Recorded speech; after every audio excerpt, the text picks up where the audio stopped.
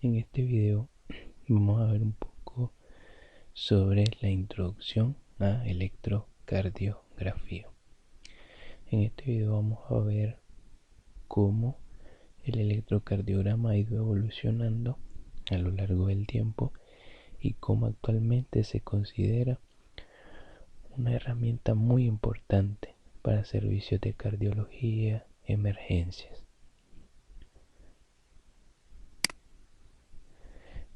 Tenemos como un poco de historia del electrocardiograma, que el electrocardiograma fue introducido a principios de los años 1920. Entonces, el electrocardiograma fue introducido por Einthoven. Este médico fisiólogo ganó el premio Nobel en el año 1924. Lo ganó por sus aportes a la medicina, pero el premio Nobel lo ganó gracias a que introdujo el electrocardiograma. Y este estudio fue una revolución muy grande a nivel fisiológico porque fue un estudio no invasivo.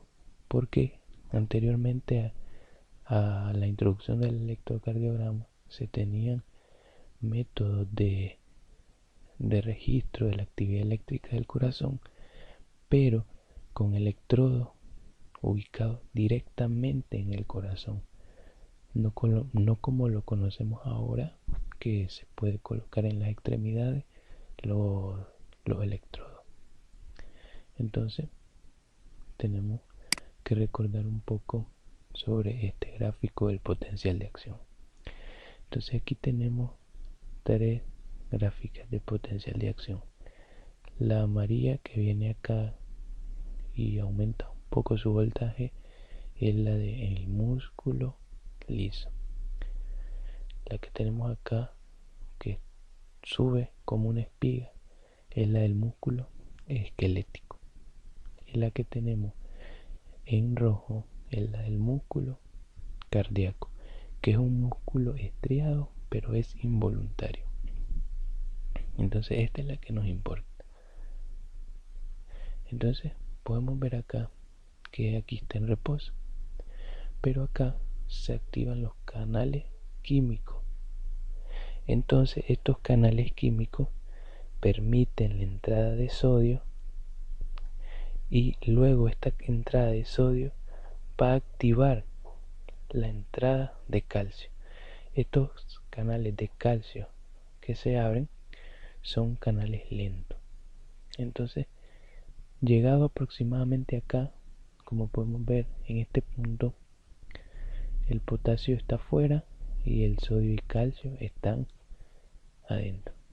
Pero se alcanza un equilibrio eléctrico, porque si vemos, está negativo adentro y positivo afuera, igual que al inicio de la gráfica. Pero no hay un equilibrio iónico. ¿Por qué? Porque el potasio está afuera y el sodio y calcio está adentro, y tiene que ser todo lo contrario. Entonces entra en acción la bomba sodio-potasio. ¿Qué es lo que hace? Sacar dos potasios, entonces sacar tres sodios, y introducir dos potasios. Entonces esto es muy importante para recuperar ese equilibrio iónico. Y aquí, ya como podemos ver, se recuperó el equilibrio iónico, pero también puede haber una fase de hiperrepolarización. Entonces tenemos que saber qué es un electrocardiograma. Un electrocardiograma constituye en un registro lineal de la actividad eléctrica del corazón, que se desarrolla sucesivamente a lo largo del tiempo. Es decir, que a lo largo del tiempo se va a registrar por un periodo de tiempo en cada ciclo cardíaco, y de forma sucesiva se registra una onda de despolarización auricular, onda P, una onda de despolarización ventricular, complejo QRS, y una onda de repolarización ventricular, onda T. Entonces, tenemos que resumirlo así. La despolarización de la aurícula se denomina onda P y la despolarización del ventrículo se denomina complejo QRS. Un complejo porque consta a su vez de tres ondas, la onda Q, la onda R y la onda S. Entonces, después vamos a ver por qué son tres ondas y una onda de repolarización ventricular que es onda T. Pero aquí nos podríamos hacer la pregunta, se despolarizó la aurícula, pero ¿dónde está la repolarización de la aurícula? Porque se despolarizó el ventrículo, que es el complejo QRS, y se repolarizó el ventrículo, que es la onda T. Pero se despolarizó la aurícula, ¿y dónde está la repolarización de la aurícula? Existe una onda llamada onda U, que en el electrocardiograma normal no se visualiza porque está tapada por la onda T, que es de mayor voltaje. Entonces la onda T tapa o encubre a la onda U, que la onda U, según estudios recientes, se ha denominado como la onda de repolarización auricular. Entonces, para continuar, tenemos que saber que en la actualidad utilizamos 6 derivaciones en el plano frontal. La derivación 1, 2, 3. La VR, VL y VF. Y 6 derivaciones en el plano horizontal, de V1 a V6. Hay 3 derivaciones bipolares, la 1, la 2 y la 3, en el plano frontal, y que de acuerdo con la ley de Enthoven, que la vamos a ver más adelante, debe cumplir con la ecuación 2 igual a 1 más 3. También hay 3 derivaciones monopolares, VR, VL y VF, en el plano frontal. La V significa vector y la R de right significa derecha, left izquierda y foot pie. Entonces esos son los lugares donde se colocan los electrodos. Entonces, para denominar lo que conocemos la ley de Enthoven, tenemos que la ley de Enthoven, así como podemos ver acá, nos dice que el voltaje, vamos a verlo acá, el voltaje que tenga la onda Q, la onda R, perdón, en la derivación 1, sumado al voltaje que tenga la R en la derivación 3, esta suma de estas dos ondas tiene que ser igual a la onda 2. Entonces, tomando en cuenta este electrocardiograma, que solo tenemos la vista de las 3 derivaciones, entonces vamos a hacer el análisis. Entonces, tenemos que la ley de Enthoven dice que el 1 más el 3 tiene que ser igual al 2. Entonces sustituimos. ¿Cuántos cuadritos tiene la R en la derivación 1? Tiene 2. Entonces ponemos 2 más. ¿Cuántos cuadritos tiene la derivación 3? La onda R en la derivación 3 tiene 9. Y la onda R en la derivación 2 tiene 11. Entonces hacemos la operación 2 más 9, 11, y nos queda 11 igual a 11. Entonces se cumple con la ley de Enthoven. En algún caso de que no dé lo mismo, es decir, que discrepe este valor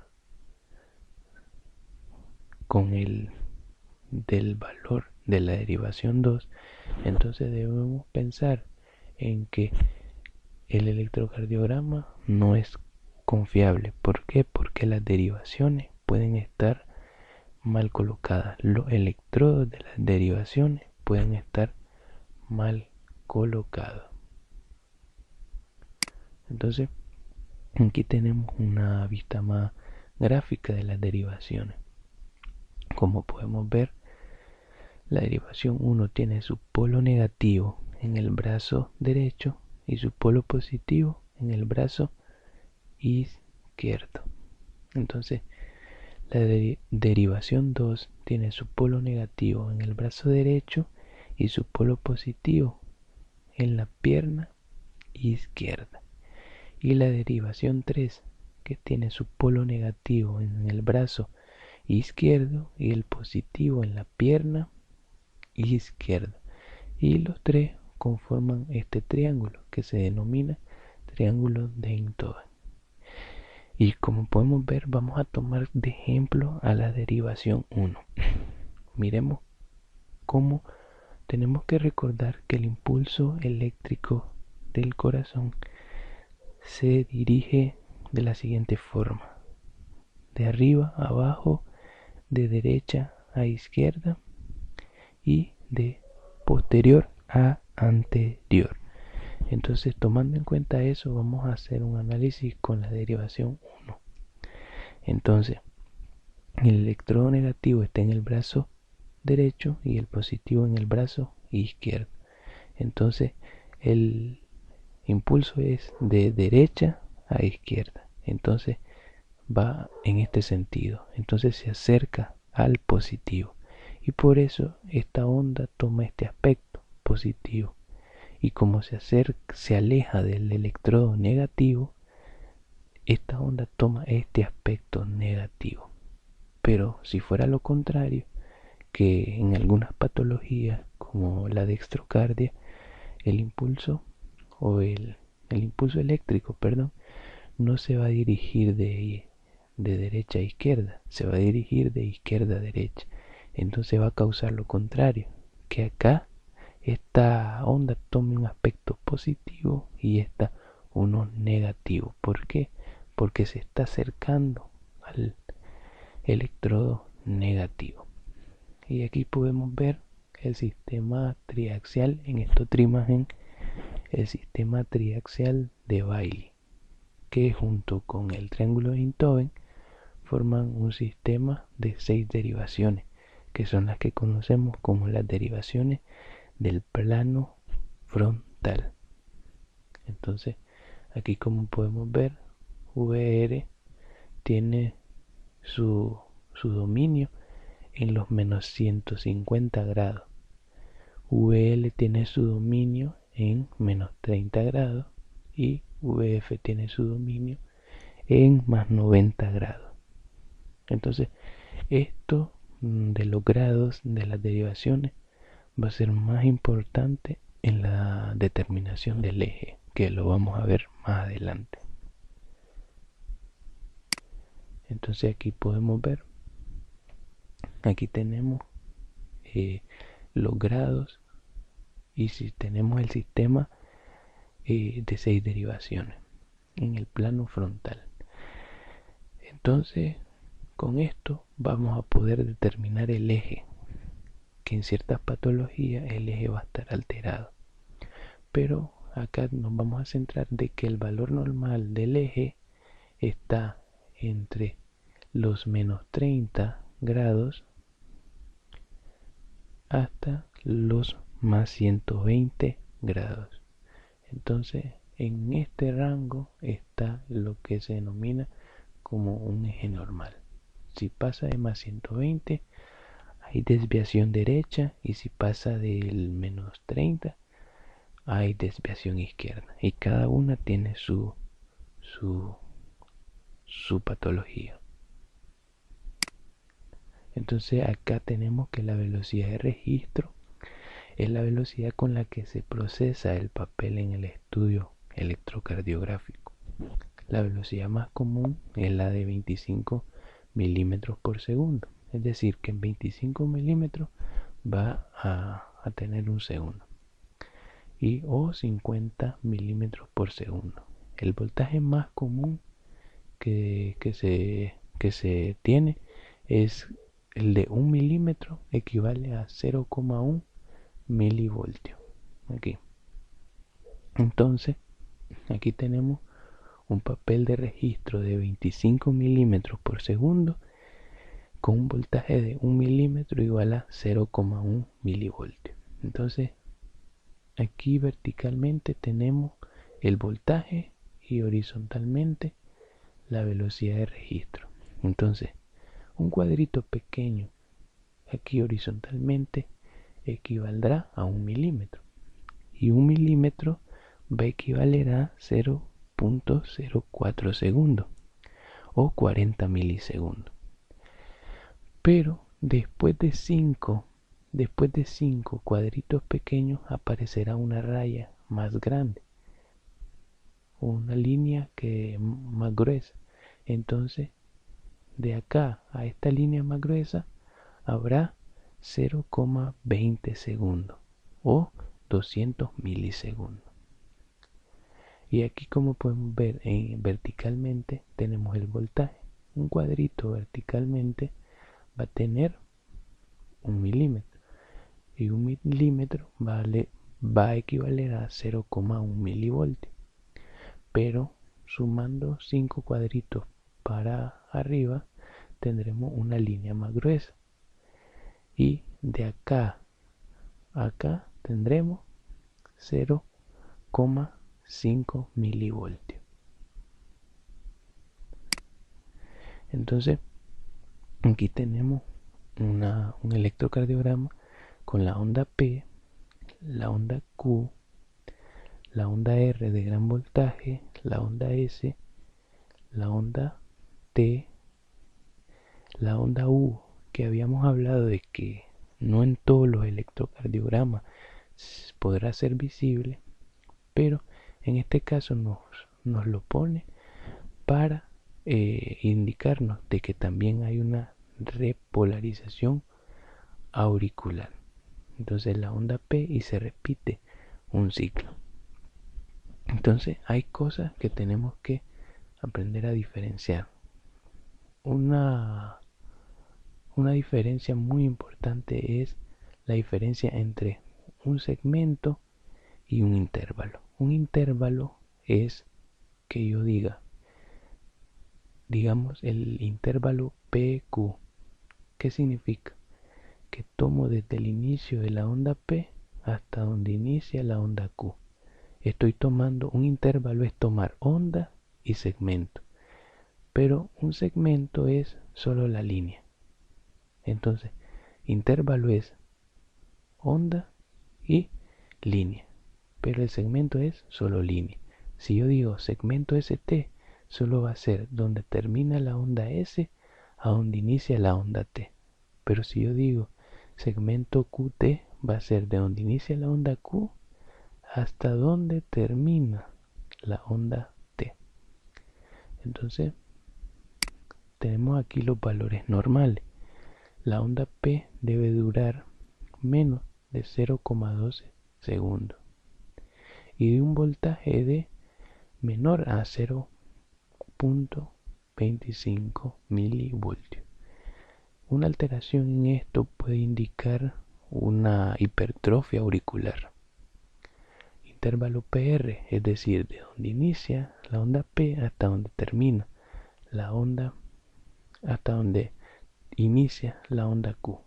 Entonces, duración 0,12 segundos a 0,20 segundos.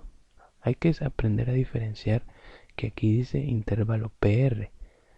Y yo podría decir, pero si primero inicia la Q, pero muchos textos a este intervalo le ponen PQ, pero generalmente se quedó como PR. Pero tenemos que tener en cuenta que es de donde inicia la onda P hasta donde inicia la onda Q. Pero en algunos casos no vamos a tener onda Q, entonces va a iniciar directamente en la onda R. Entonces, un aumento en el tiempo de este intervalo, es decir, se retardó, puede indicar un bloqueo. un bloqueo de primer grado, de segundo grado o tercer grado, que es un bloqueo ya completo. Entonces, el complejo QRS. El complejo QRS debe de durar menos de 0,12 segundos. Aquí, como podemos ver, de acá hasta acá debe de durar menos de 0,12 segundos. El segmento ST. El segmento ST debe ser isoeléctrico. Esto es muy importante. ¿Por qué? Porque a partir de este segmento ST, es decir, de donde termina la onda S a donde inicia la onda T, podemos identificar cierta patología, porque normalmente él debe estar isoeléctrico, es decir, debe ser una línea. Pero en algún caso de que esté elevado, puede ser un infarto, o si está deprimido, puede ser una isquemia. También podemos detectar pericarditis y otras patologías. Entonces acá faltó identificar lo que es el intervalo QT. El intervalo QT debe ser menor a 0,45 segundos. Es decir, de donde inicia el complejo QRS a donde termina la onda T. Existe un síndrome llamado síndrome de QT largo, que es un síndrome hereditario que es compatible con la vida. Pero también tenemos que saber que el intervalo QT va a estar muy relacionado con la frecuencia cardíaca. Entonces acá vamos a explicar el por qué existen tres vectores de despolarización ventricular que habíamos hablado: Q, R, S. Miremos que imaginémonos que este es el corazón. Entonces este es el corazón. Aquí tenemos el septum ventricular, el ventrículo izquierdo y el ventrículo derecho. Imaginémonos de que las derivaciones están por acá. Entonces miremos, la primera despolarización o el primer vector va a ser la despolarización septal, que va a ir de izquierda a derecha y de atrás hacia adelante, es decir, de izquierda a derecha. Entonces se está alejando de los electrodos. Por eso la onda Q es negativa en casi todas las derivaciones. Entonces aquí tenemos un segundo vector, que es el vector que despolariza toda la masa ventricular izquierda, que es la mayor masa, es el miocardio propiamente dicho. Entonces, esta masa, como podemos ver aquí, tenemos que el ventrículo izquierdo se va a dirigir este vector de derecha a izquierda, es decir, se va a acercar a los electrodos. Por eso la onda R es positiva y es de gran voltaje porque despolariza a casi todo el miocardio. Y aquí tenemos que el tercer vector es el que despolariza la parte basal del ventrículo izquierdo y derecho. Entonces, aquí, como podemos ver, esta es la parte basal del ventrículo derecho y del ventrículo izquierdo. Y este vector va a despolarizar esa región. Y por eso, si vemos aquí, imaginémonos que acá están los electrodos, entonces se va a alejar. Y es por eso que la onda S es negativa. Entonces tenemos que el primer vector es la onda Q, el segundo vector es la onda R y el tercer vector es la onda S.